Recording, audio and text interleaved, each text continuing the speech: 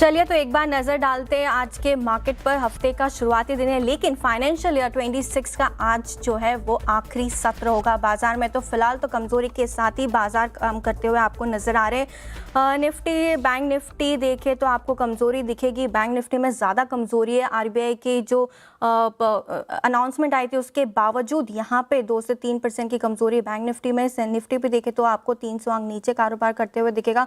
सारे sectoral indices पे नजर डालें तो सबसे ऊपर पीसी जो प्राइवेट सेक्टर बैंक है या पब्लिक सेक्टर बैंक है, कमजोरी की तरफ आपको दिखेंगे। हालांकि सिर्फ मेटल इंडेक्स जो है वो पॉजिटिव टेरिटरी में फिलहाल कारोबार करते हुए दिख रहा है। आरबीआई ने कैप लगाई, उसके बावजूद रुपी ने एक अच्छी शुरुआत तो हुई थी, लेकिन फिलहाल आपको ऑफ हाईज ही रुपी कारोबार करते हुए नजर आ रहा है। ब्रेंट देखें तो 115 के पास। वॉर का पांचवें हफ्ते में हम वॉर के पहुंचते हुए नजर आ रहे हैं और उसका इम्पैक्ट आपको बाजार में फिलहाल देखने को मिल रहा है। एक बार स्टॉक्स पर भी नजर डालें तो फिलहाल निफ्टी ब्रॉडर मार्केट की जो ब्रेथ है वो ऑब्वियसली डिक्लाइंस की तरफ ही है। और सबसे पहले आपको रियल्टी स्टॉक्स हो, चाहे बैंक्स हो, ब्रिगेड एंटरप्राइजेस 5% नीचे, बंधन bank, Ashok Leyland, BSL international, HEG जैसे कुछ स्टॉक्स है जहां पर ज़्यादा जो है वो कमज़ोरी आती हुई नज़र आ रही है। लेकिन दूसरी तरफ कुछ गेनर्स भी आपको दिखेंगे। आईआरबी इंफ्रा, जिसकी आज एक्स डेट है, तो 8% ऊपर ये स्टॉक फिलहाल ट्रेड कर रहा है पॉजिटिव न्यूज़ के चलते। नैल्को, सेल, एमआरपीएल जैसे कुछ स्टॉक्स हैं वो भी आपको पॉजिटिव टेरिटरी में ही काम करते हुए नज़र आ रहे हैं। एक बार हमारे गेस्ट से भी चेक कर लेते हैं उनका क्या व्यू है मार्केट में। फिलहाल आज हमारे साथ जो मार्केट पर बात करने के लिए जुड़ने वाले प्रूडेंट कॉर्पोरेट के प्रदीप होटचंदवानी साहब, तो यहाँ पर अगर वो यस बिल्कुल वो हमारे साथ जुड़ चुके हैं। तो प्रदीप जी, गुड आफ्टरनून। फिलहाल तो बाजार में कमज़ोरी का ही माहौल देखने को मिल रहा है। आपका क्या व्यू बन रहा है, मूड माहौल बन रहा है? हालांकि ट्रंकेटेड वीक के 3 ही ट्रेडिंग सेशन से आपका क्या व्यू बनता है sir? Good afternoon everyone. View clearly negative है और लास्ट वीक जब मंडे को हम बात कर रहे थे तब मैंने बताया था कि इंडिया विक्स पे नज़र रखनी होगी और इंडिया विक्स हमारे हिसाब से हमने 30 के बड़े लेवल दिए थे, उसकी ओर आगे बढ़ रहा था। थोड़ा सा कूल ऑफ हमने विक्स में देखा ड्यूरिंग द वीक, पर फिर से ये स्पाइक अप होके वापस से अब हमारा जो 30 का हमने टारगेट इंडिकेट किया था उसकी ओर बढ़ रहा है। तो क्लियरली फियर फैक्टर बना हुआ है और लोअर टॉप लोअर बॉटम की श्रृंखला लार्जर चार्ट्स पे बनी हुई है। तो सेल ऑन रैलीज का व्यू हम कंटिन्यू कर रहे हैं। हमारे जो डाउनसाइड में टारगेट हैं वो करीबन 22,300 के हैं। यहाँ पे जून 2024 और कैलेंडर 2025 में जो बॉटम बने थे उन बॉटम्स को कनेक्ट करते हैं तो ट्रेंड लाइन जो आती है वो 22,300 के आसपास सपोर्ट प्रोवाइड करेगी। अगर किसी कारण से 22,300 भी होल्ड नहीं करता है तो 2025 में जो 21,700 के नजदीक के बॉटम बने थे वो भी टेस्ट हो सकते हैं। और ऑन द हायर साइड आज के फॉल के बाद जो इमीडिएट रेजिस्टेंस आर्ली चार्ट्स पे उभर के आ रहा है वो करीबन 23,000 का है। तो 23,000 के स्टॉप लॉस से हम नेगेटिव व्यू होल्ड करेंगे निफ्टी में। निफ्टी बैंक की अगर बात करें तो आज ये लार्जर कट दिखा रहा है कंपेयर टू निफ्टी और इम्पोर्टेंट सपोर्ट भी ब्रेक कर रहा है in terms of 34 month moving average. तो हमारे हिसाब से यहाँ पे भी अगर 2024 के जून और 2025 कैलेंडर में बॉटम्स बने थे इनको कनेक्ट करते हैं तो ट्रेंड लाइन करीबन 50,000 के आसपास इमीडिएट सपोर्ट प्रोवाइड कर रही है। और अगर 50,000 का लेवल किसी कारण से होल्ड नहीं करता तो ये भी 2025 के अपने जो लोएस्ट लेवल थे 47,700 इनको टच कर सकता है। On the higher side Nifty bank का रेजिस्टेंस हम वॉच आउट कर रहे हैं वो करीबन 52,400 का है। तो इसी स्टॉप लॉस से निफ्टी बैंक में भी नेगेटिव व्यू होल्ड करेंगे। बिल्कुल सर, फिलहाल तो नेगेटिव व्यू मार्केट में बनता हुआ नजर आ रहा है।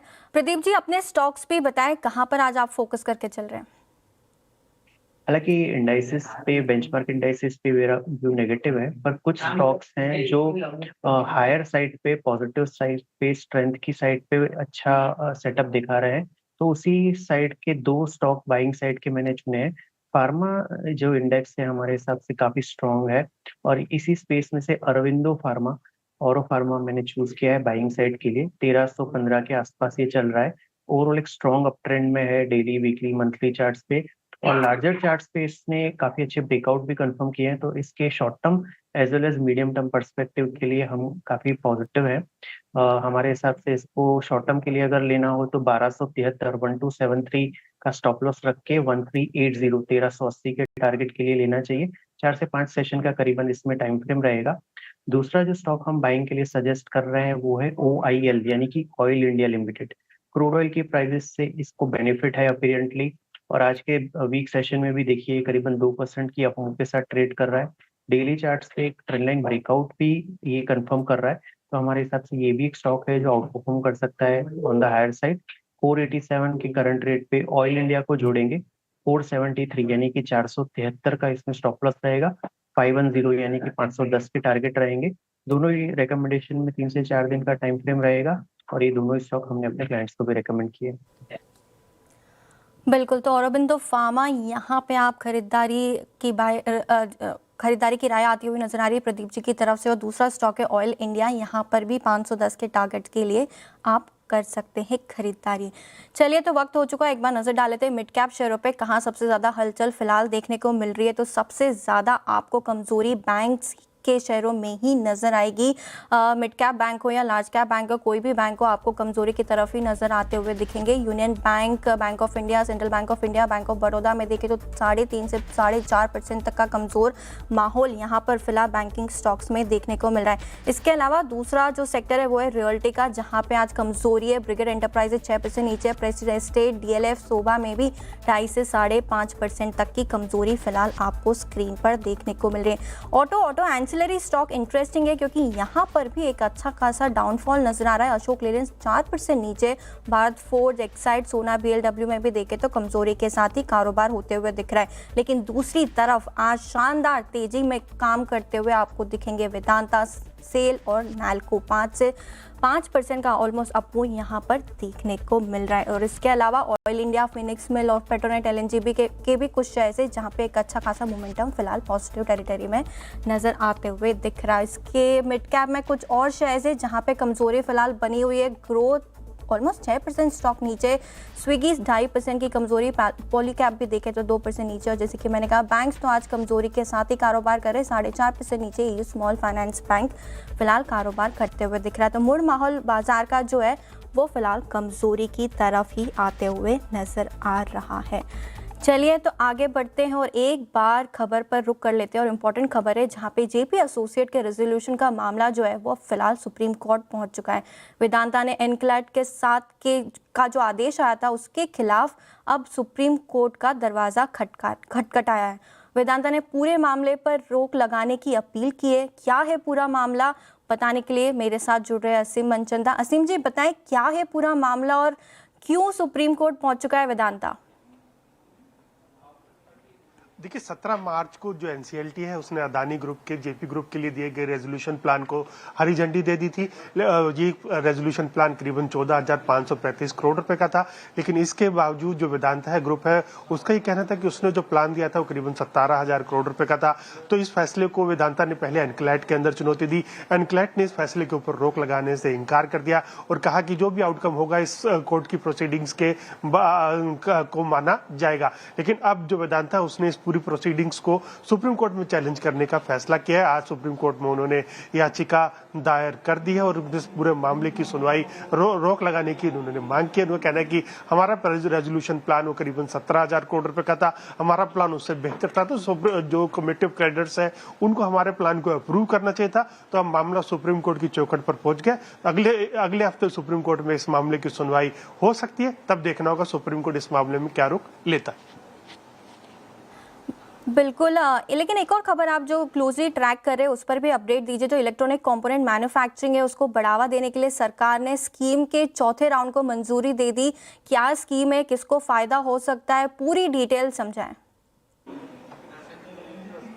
देखिए, सरकार देश में इलेक्ट्रॉनिक कंपोनेंट मैन्युफैक्चरिंग को बढ़ावा देना चाहती है। इसके लिए सरकार ने एक स्कीम भी शुरू की है जिसमें सरकार कंपनियों को 4% से लेकर के 6% के इंसेंटिव देती है। तो अब तक इसके 3 चरण को मंजूरी मिल चुकी है। आज केंद्रीय मंत्री अश्विनी वैष्णव ने आज चौथे चरण को मंजूरी दी। इस दौरान करीबन 29 कंपनियों के प्रस्ताव जो है उनको मंजूरी दी गई। 7,104 करोड़ रुपए के आसपास के ये प्रस्ताव है जिनको की आज मंजूरी सरकार की तरफ से मिल गई है। तो इसमें करीबन 85,000 करोड़ रुपए के आसपास का प्रोडक्शन आपको देखने को मिलेगा। अगर मैं कंपनियों की बात करूं जो कि स्पेस में काम कर रही है और लिस्टेड भी है, इसमें डिक्सन है उसके करीबन 1100 करोड़ रुपए के प्रस्ताव को हरी झंडी मिली है। साइमरा के करीबन 900 करोड़ रुपए के प्रस्ताव को हरी झंडी दी गई है। टाइटन इंजीनियरिंग के भी करीबन 192 करोड़ रुपए के प्रोजेक्ट को आज हरी झंडी दी गई है। तो करीबन ये आज इसको कुल मिलाकर के कुल मिलाकर के अब 75 प्रोजेक्ट है जिनको कि इलेक्ट्रॉनिक कंपोनेंट मैन्युफैक्चरिंग स्कीम के तहत सरकार की तरफ से मंजूरी मिल गई।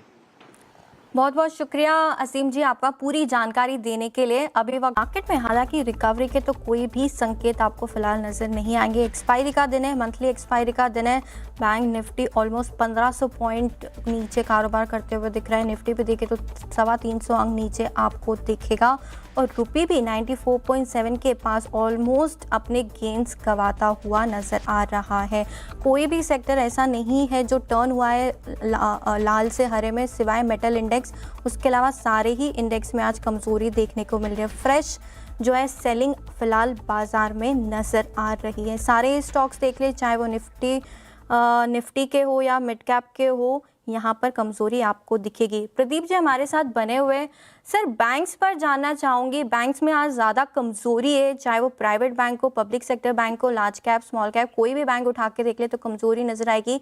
सर आपका क्या व्यू बन रहा है और कोई स्टॉक जिस पर आप सलाह देना चाहेंगे? तो जैसे हमने शुरुआत के कमेंट्स में भी बताया कि निफ्टी बैंक आज एक लार्जर कट ले रहा है और जो कहीं ना कहीं जो आरबीआई का सुबह आया फॉरेक्स से रिलेटेड डायरेक्टिव, उसका एक इम्पैक्ट यहाँ पे देख रहे हैं। इसके चलते काफी लॉसेस इनको उठाने पड़ सकते हैं कंबाइंड, और बड़े जो बैंक्स हैं उस पे ये ज्यादा इम्पैक्ट करेगा। टेक्निकल सेटअप बिगड़ चुका है निफ्टी बैंक का, जैसे कि मैंने इनिशियल कमेंट्स में भी कहा कि ये अपने जो 34 मंथ मूविंग एवरेज का एक अच्छा सपोर्ट था 51,600 के आसपास, इसने ब्रेक किया है और हमारे हिसाब से इसमें नेक्स्ट सपोर्ट आ रहा है वो करीबन 50,000 के आसपास ट्रेंड लाइन है जो हमने मेंशन की, और वो ब्रेक होती है तो ये 2025 के अपने 47,700 के सपोर्ट को भी रिटेस्ट कर सकता है, उस बॉटम को रिटेस्ट कर सकता है। तो व्यू मेरे हिसाब से निफ्टी बैंक में और उसके मेजर कंस्टिट्यूएंट्स पे मंदी का ही रहेगा और सेल ऑन रैलीज का यहाँ पे अप्रोच रखेंगे। निफ्टी बैंक में जैसे मैंने जो रेजिस्टेंस सुझाया वो करीबन 52,450 52,500 का है, तो जब तक वो लेवल क्रॉस नहीं होता तब तक हम इस पे सेल ऑन रैलीज का व्यू रखेंगे। बिल्कुल, तो यहाँ पर सेल ऑन राइज का ही व्यू आते हुए दिख रहा है बैंक निफ्टी पर। लेकिन आगे बढ़ते हैं और एक और स्टोरी पर फोकस करते हैं। मैन्युफैक्चरिंग सेक्टर के लिए सरकार राहत पैकेज का ऐलान कर सकती है। सूत्रों की माने तो यहाँ पे रॉ मटेरियल पर ड्यूटी रिबेट और जीएसटी रिफंड को फास्ट ट्रैक किया जा सकता है। ज़्यादा जानकारी के लिए चलते सीधे मेरे सहयोगी आलोक प्रियदर्शनी के पास। आलोक जी बताएं क्या है पूरी खबर और कैसे बेनिफिट मिल सकता है? बिल्कुल, देखिए इस वक्त जो सबसे बड़ी दिक्कत हो रही है मैन्युफैक्चरिंग सेक्टर के लिए वो है रॉ मटेरियल की बढ़ी हुई कीमतें और उसकी अनअवेलेबिलिटी। इस वजह से सरकार जो हमें सूत्रों से जानकारी मिल रही है कि खास तौर से जो सिलेक्टेड रॉ मटेरियल है, खास तौर से इसमें से मेटल है, पीवीसीज हैं, टेक्सटाइल इनपुट्स हैं, इनके रॉ मटेरियल पर जो इंपोर्ट ड्यूटी, कस्टम ड्यूटी होती है उसमें रिबेट देने का ऐलान कर सकती है। और जो हमें सूत्रों से जानकारी मिल रही है कि जो रॉ मटेरियल है उस पर 2.5% तक और जो कंपोनेंट्स हैं उस पर 5% तक इंपोर्ट ड्यूटी में रिबेट मिल सकता है। इसको लेकर वाणिज्य मंत्रालय की तरफ से वित्त मंत्रालय के पास प्रपोजल गया हुआ है, इस पर सरकार विचार कर रही है।